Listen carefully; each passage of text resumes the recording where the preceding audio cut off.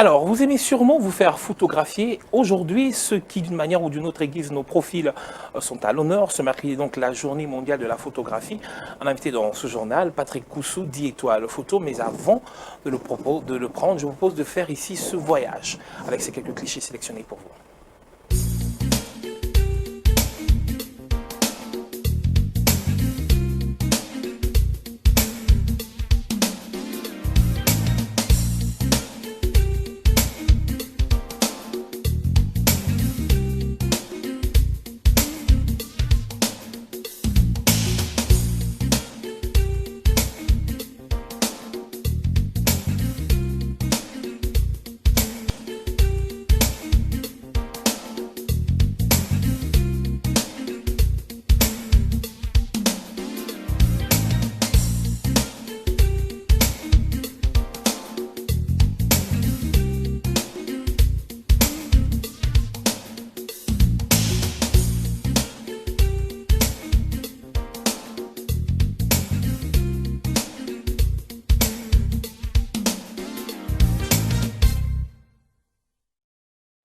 Patrick Coussou, bonsoir et bienvenue. Bonsoir, merci beaucoup. Alors, on vous appelle Étoile Photo, n'est-ce pas? Exactement.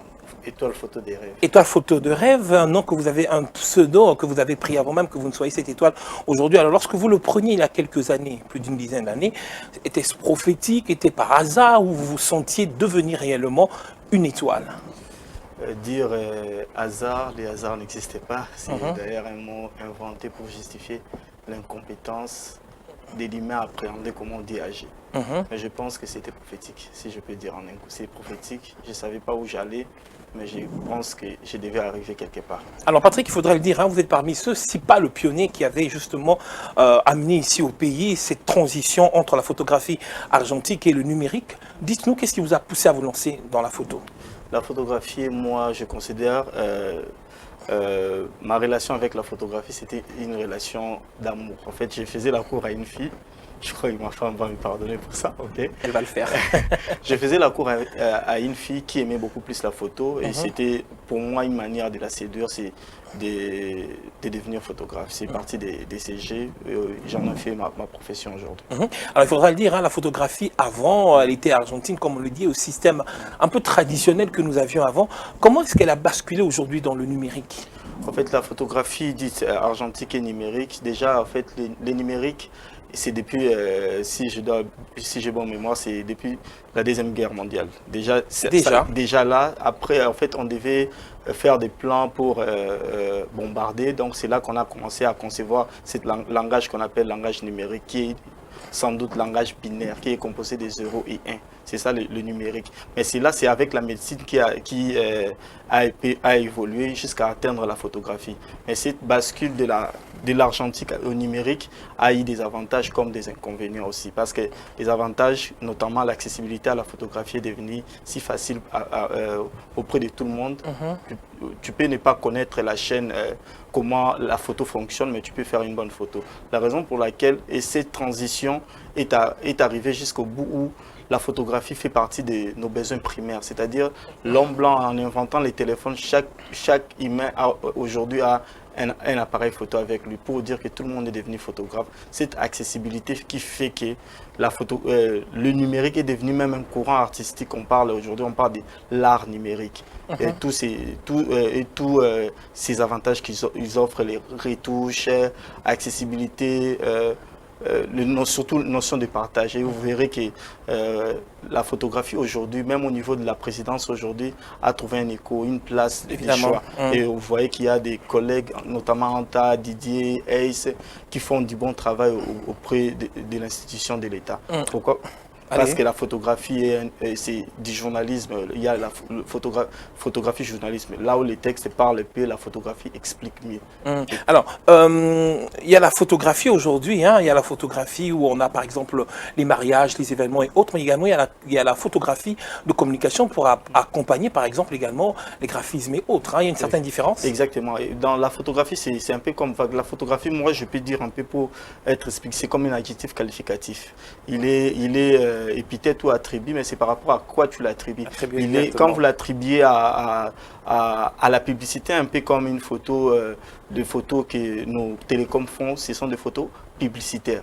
Notamment aujourd'hui, même l'Académie de Beaux-Arts de Kinshasa a la photographie comme département à part entière, parce que la photographie, elle est vraiment... Ça demande tout un enseignement. Oui, il y a la photographie sociale, il y a la photographie de mode, il y a la photographie... en fait, c'est par rapport au concept de communication duquel elle s'insère, c'est là qu'il trouve la voie. Donc, il y a la photographie institutionnelle qu'on appelle très souvent... le mot m'échappe. Politique? Non, pas vraiment politique, mais corporate. Il y a cette photographie aussi. Il y en a vraiment diversifié. Il y a documentaire quand ça fournit des documents sur lesquels on peut... Alors, est-ce que vous n'avez pas... Est-ce qu'aujourd'hui, l'évolution, par exemple, des nouveaux... des téléphones qui naissent, l'amélioration des téléphones aujourd'hui, avec notamment, justement, l'amélioration des photos, des prises de photos, est-ce que vous n'avez pas peur, justement, qu'aujourd'hui, par exemple, les appareils téléphoniques se développent mieux au point de répondre aux besoins, justement, des appareils photo? Est-ce que ça n'inquiète pas un peu? Non, je ne pense pas. C'est d'abord une opportunité. Vu qu'il y aura l'appareil photo, le téléphone qui sera à jour pour faire ce qu'un professionnel peut faire.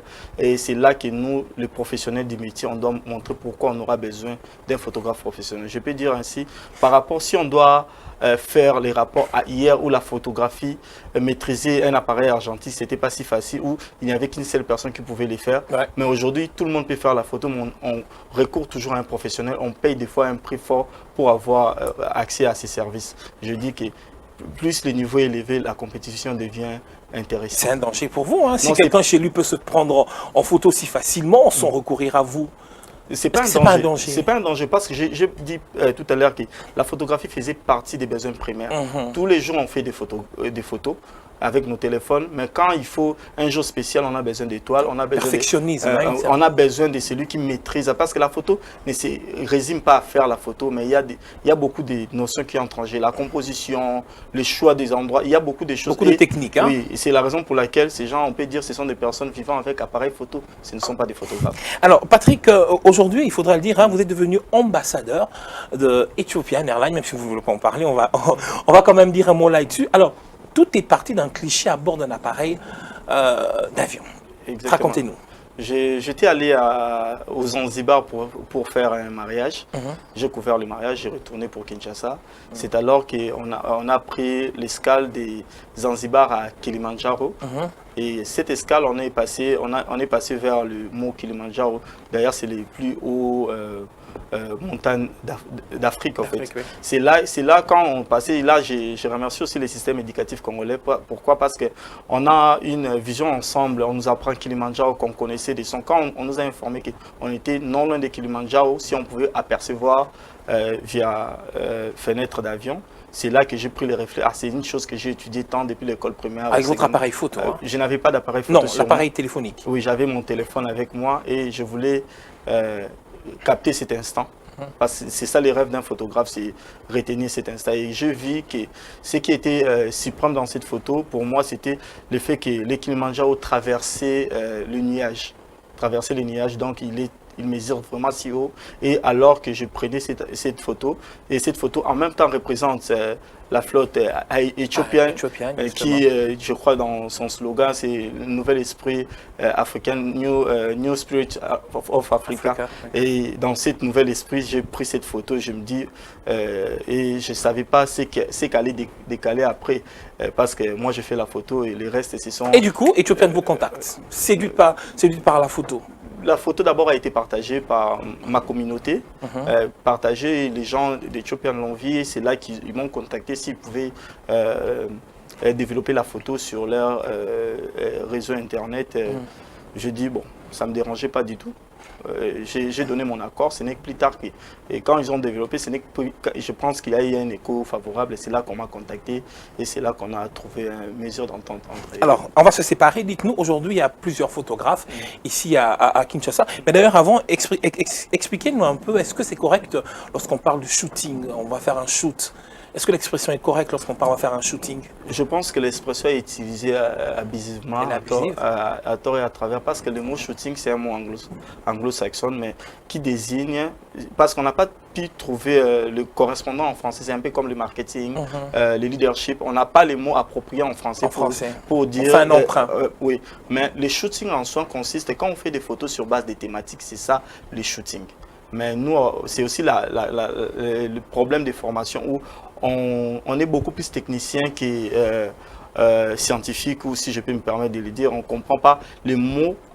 Les mots, on l'utilise quand il y a une thématique. Je prends exemple, je dois photographier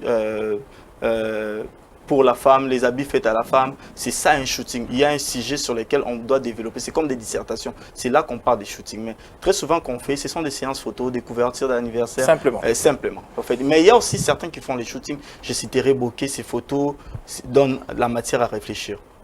Ça, c'est du shooting. Étoile photo de rêve, merci d'avoir été l'invité du journal. C'est à moi de vous remercier. Alors, on va se séparer avec quelque chose de très pragmatique. Un souvenir? Une photo? Oui, c'est ça. Je vous en prie. On peut arrêter les temps.